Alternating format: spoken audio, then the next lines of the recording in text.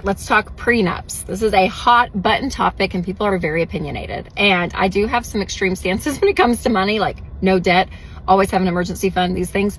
But this issue is not black and white to me. It really is dependent upon your situation. So some people are like, no matter what, get a prenup. Even if you have $30 and a slice of bread to your name, like get a prenup, always get a prenup, regardless, get a prenup. I'm not on that side.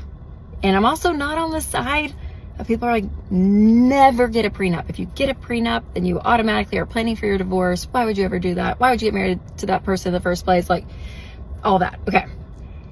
If I'm on that scale, I'm like here. I am more not a fan of prenups than I am prenups. But what we have found in doing this for like almost 15 years and talking to people, if there is a big financial discrepancy, I would probably get a prenup.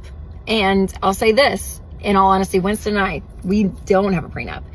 But if you are going into a marriage with big assets, if you have a business, even stock in a family business or voting, there's so many things that factor in life. And if there is a substantial amount of assets, then yeah, I would not be mad if you got a prenup.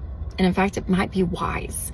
And it's less about the person you are marrying, but it also is maybe some of their family that might be a little crazy or something.